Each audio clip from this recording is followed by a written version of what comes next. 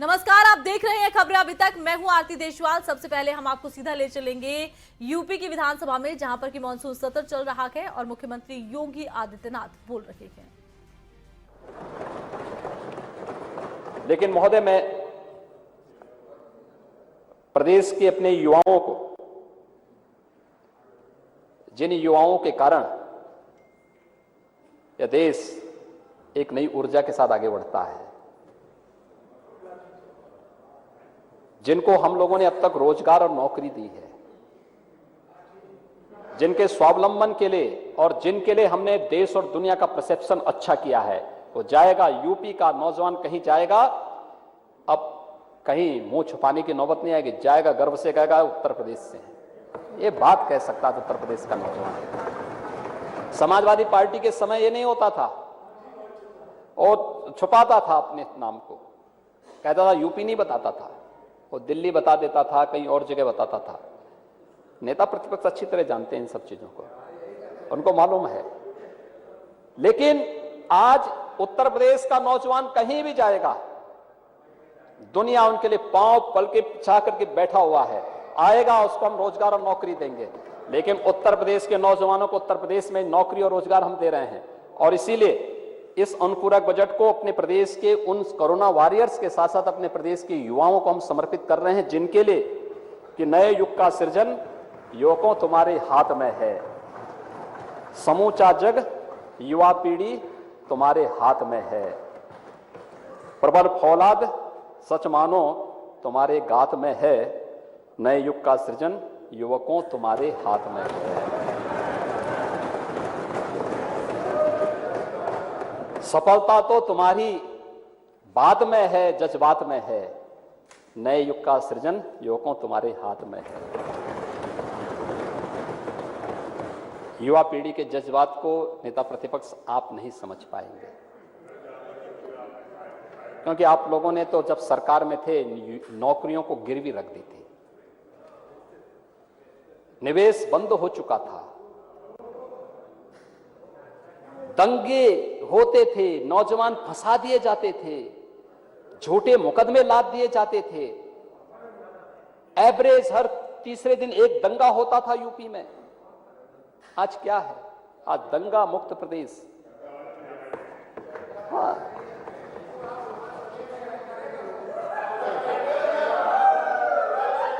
और इसीलिए तो दंगा कौन करेगा?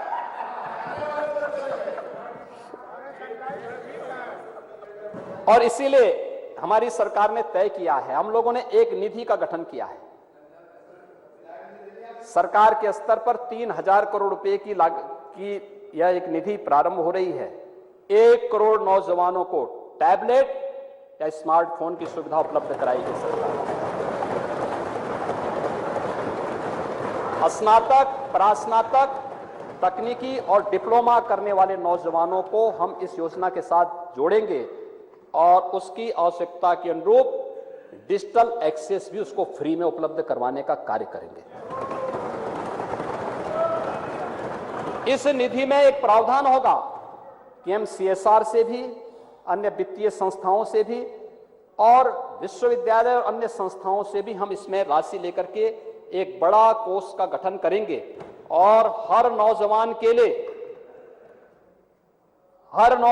लिए मैं अपने सभी सहयोगी मित्रों से कहूंगा, जिन लोगों के सहयोग से यह आज घोषणा हो रही, जिनकी भावनाओं के अनुरूप हो रहा है, उनको तो युवाओं से कोई मतलब है नहीं, क्योंकि ये तो युवाओं को पहले ही गलत दिशा में ले जा चुके थे, उनके पर झूठे मुकदमे लाद चुके थे, दंगे करा करके प्रदेश के निवेश की संभावनाओं को ध्वस्त कर चुके थे, तो उनको कोई मतलब नहीं। लेकिन इधर से जो बैठे हुए हैं उसमें भी तो वे लोग सब समझ रहे हैं, और उन सभी नौजवानों के लिए हमारी सरकार ये भी व्यवस्था कर रही है कि हमारा नौजवान जब किसी कंपटीशन की तैयारी करने के लिए जाएगा तो उसको हम भत्ता भी देंगे। किसी भी प्रतियोगी परीक्षाओं के लिए जाने के लिए एक नौजवान को कम से कम 3 प्रतियोगी परीक्षाओं में जाने के लिए भत्ता देने का काम सरकार करेगी। इस एक बड़ी योजना को लेकर के 3,000 करोड़ रुपए का एक कोष इस अनुपूरक बजट में लेने के लिए आए थे, और युवाओं के लिए था, इसलिए लोग विरोध कर रहे हैं। मैंने इसीलिए कहा ना कि युवा विरोधी हैं ये लोग। तो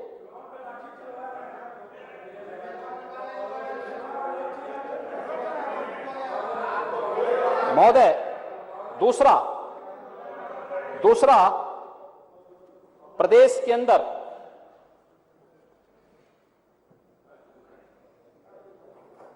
कितना अच्छा काम किया था निगरानी समितियों ने।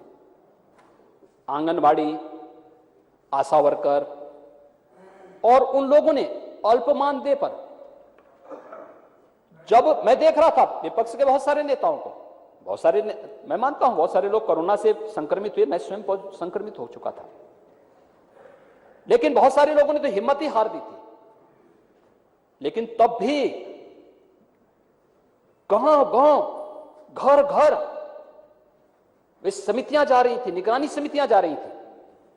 तो उसमें जो बहुत अच्छा काम किया था, इसलिए सरकार ने निर्णय लिया है आंगनबाड़ी कार्यकर्ती, सहायक कार्यकर्ती, आशा संगनी, पीआरडी जवान, रोजगार सेवक, यानी जो अल्प मानदेय पर कार्य करने वाले थे, इन सबके मानदेय पर बढ़ोतरी करने का काम सरकार करेगी।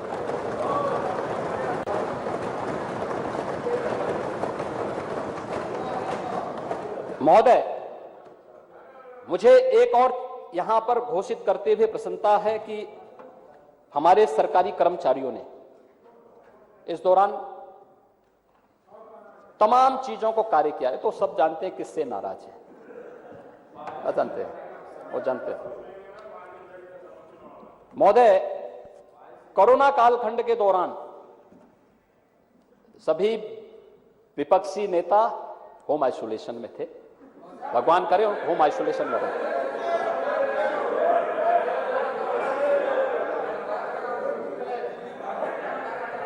अगर खन्ना जी बोल देंगे कि आप लोग फील्ड में थे तो मैं मान जाऊंगा। खन्ना जी क्या मानते हैं? आप मानते हैं लोग फील्ड में थे?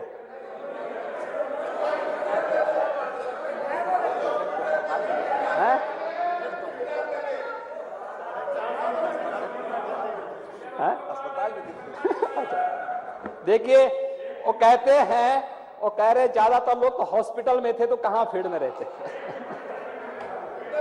अरे आप अपवाद हो सकते हैं,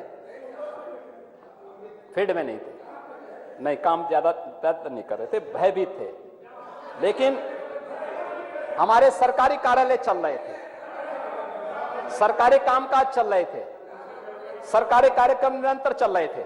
और इसलिए सरकार ने तय किया है कि 1 जुलाई 2021 से अपने सरकारी कर्मचारियों के लिए महंगाई भत्ता और महंगाई राहत का भुगतान, ये 17% जो संप्रति था, इसमें 11% का अतिरिक्त बढ़ोतरी करते हुए 28% का बढ़ोतरी करते हुए 16 लाख सरकारी कर्मचारी और 12 लाख पेंशनर्स,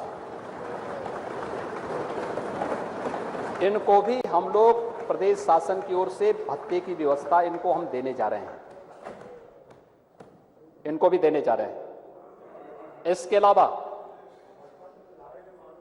चीनी मिलों के गन्ना मूल्य के भुगतान को लेकर के हमने 200 करोड़ की व्यवस्था की है। और मैंने बता दिया है, एक्सपोर्ट खुल रहा है, एक्सपोर्ट के खुलने के साथ ही नए सीजन के प्रारंभ होने के पहले 2020-21 तक का गन्ना मूल्य का भुगतान सरकार करा चुकी है।